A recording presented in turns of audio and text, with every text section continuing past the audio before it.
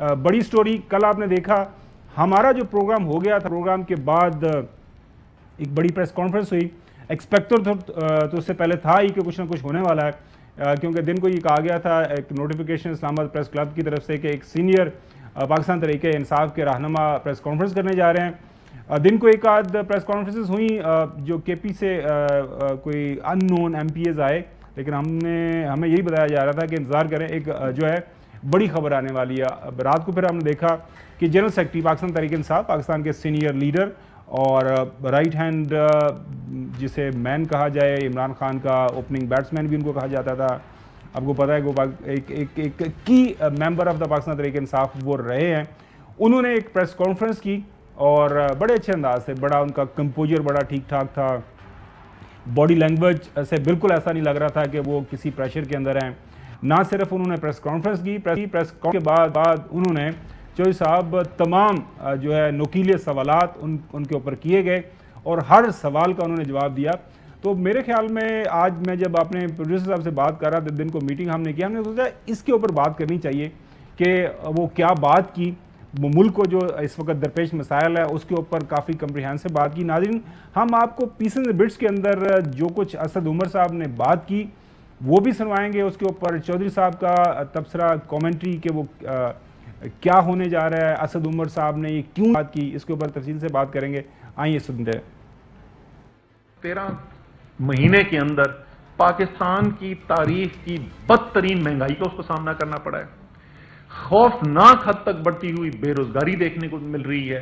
सारे stake holders के लिए अगर खराबी नजर आ रही है तो इसका मतलब जो 13 महीने से हो रहा है वो मुल्क के लिए ठीक नहीं। 1971 में बांग्लादेश बनने के बाद से पाकिस्तान के लिए इतने खतरनाक हालात पैदा नहीं हुए जैसे आज पाकिस्तान के हालात हैं। ये सियासी लीडरशिप की जिम्मेदारी है कि उन्होंने मुल्क को इधर से निकालना है। उसके बाद असद उमर साहब ने चौधरी साहब अपनी प्रेस कॉन्फ्रेंस के अंदर जो हाल ही के अंदर हमने देखा, पाकिस्तान के तमाम जो मोतबर अदारे हैं, सुप्रीम कोर्ट से लेके नेशनल सिक्योरिटी कमेटी तक, कोर कमांडर्स कॉन्फ्रेंस हो, सदर पाकिस्तान हूँ, हर जगह से एक ही बात की गई कि खुदारा मुल्क के अंदर ये तकसीम है, मुल्क के अंदर जिसको हालात वाक़यात हैं और ये जो सियासी इंतशार है इसको हल करना है, तो उसके लिए क्या एक तरीक़ाकार है, इसके ऊपर भी बात की असद उमर साहब ने। चीफ जस्टिस साहब एक दफा नहीं बार बार पिछले 2 महीने से कह चुके हैं कि सियासी मसाइल का हल एक डायलॉग के जरिए, एक पॉलिटिकल डायलॉग के जरिए किया जाए। कोर कमांडर कॉन्फ्रेंस के अंदर यह कहा गया कि सियासी मसाइल का हल जो है वो सियासी डायलॉग के जरिए किया जाए। कौमी सलामती कमेटी के इजलास के अंदर एलामिया के अंदर लिखा गया कि सियासी डायलॉग के जरिए किया जाए। पाकिस्तान के दोस्त ममालिक जो हैं, जो पाकिस्तान का खैर चाहते हैं, वो सब कह रहे हैं कि सियासी डायलॉग के जरिए होना चाहिए। सबको फिक्र है, इस वक्त बाहर पाकिस्तान के दोस्तों को फिक्र है कि पाकिस्तान के अंदर क्या हो रहा है। तो वक्त है कि हमें इसके ऊपर टाइम ज़ाया किए बगैर फौरी तौर पर बैठ के पॉलिटिकल डायलॉग के जरिए कोई हल निकाला जाए इसका। अच्छा जज साहब, अपनी प्रेस कॉन्फ्रेंस के आखिर में असद उमर साहब ने यह फरमाया कि मैं अपनी जो जनरल सेक्रेटरी की पोजीशन है उससे रिज़ाइन कर रहा हूँ, मैं अपना जो कोर कमेटी का जो मैं मेंबर हूँ, ज़ाहिर है एक जो टॉप डिसीजन मेकिंग बॉडी है उसका मैं हिस्सा हूँ, उससे मैं रिज़ाइन कर रहा हूँ।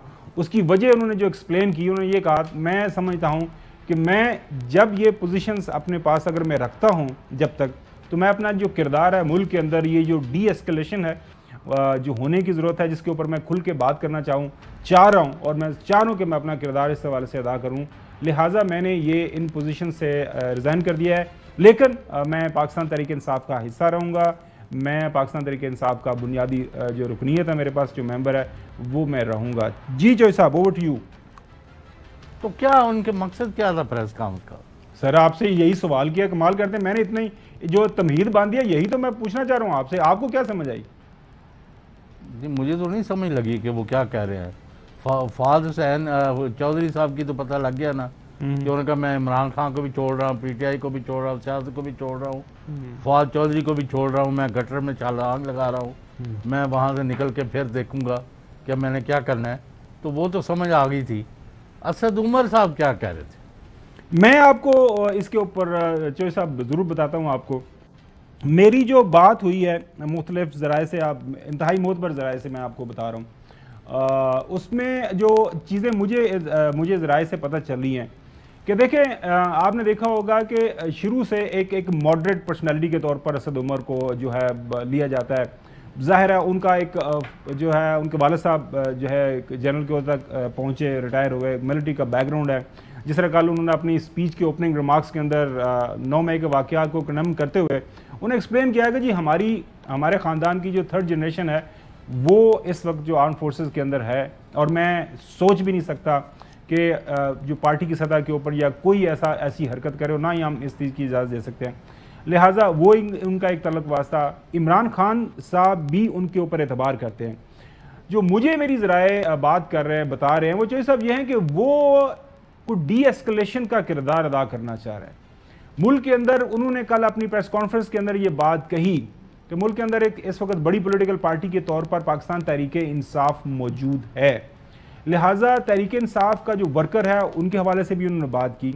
तो वो अपने आप को तहरीक इंसाफ के वर्कर के साथ भी रिलेट कर रहे हैं, लेकिन साथ साथ को गलतियाँ जो हुई हैं अगर किसी सतह के ऊपर, डिसीजन मेकिंग की सतह के ऊपर, तो वो नहीं चाहते कि वो बिल्कुल एक अलहदा होकर बैठ जाएं। मेरी इतला के मुताबिक वो इमरान खान साहब के साथ ऑलरेडी राब्ते में हैं और आने वाले दिनों के अंदर मज़ीद राब्ता उनका बढ़ेगा। वो अपनी जो उन्होंने कल बताया भी कि मैंने 15 दिन जो जेल में रह के मैंने जो इंट्रोस्पेक्शन की है, जो सोच विचार की है, जो मेरी समझ के अंदर एक कोई तजिया आया है, वो मैं तमाम अक्रॉस में शेयर भी करूँगा और इसके ऊपर बात भी करूँगा।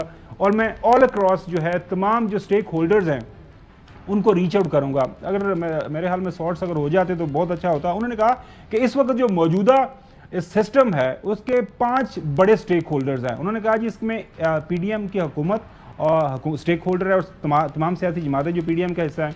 उसके बाद पाकिस्तान तहरीक इंसाफ जो है वो इसका जो है एक बड़ा स्टेक होल्डर है। उसके बाद अदलिया की बात की, उसके बाद उन्होंने आर्म फोर्सेस की बात की, उसके बाद उन्होंने बात की कि पाकिस्तान की जो आवाम है वो आईने पाकिस्तान के तहत सबसे बड़ी स्टेक होल्डर है और पाकिस्तान की आवाम इस वक्त शदीद महंगाई का शिकार है। पाकिस्तान की जो आवाम है शदीद इंतशार का शिकार है। जाहिर है मुल्क के अंदर जिस अंदाज से हमारे सियासतदान एक दूसरे के साथ लड़ रहे हैं, पार्लियामान के अंदर हो, पार्लियामान के बाहर हो, एक दूसरे को दहशतगर्द, एक दूसरे को गद्दार, एक दूसरे को पता नहीं क्या क्या अलकाबात से वो नवाज रहे हैं, तो लिहाजा इससे अगर बाहर निकलना है तो असद उमर ने बार बार अपनी इस प्रेस कॉन्फ्रेंस के अंदर 2 से 3 दफ़ा, इससे भी ज़्यादा दफ़ा उन्होंने इस बात को इन्फोर्स किया कि वाहिद हल है जो वो है मुज़ाकरात।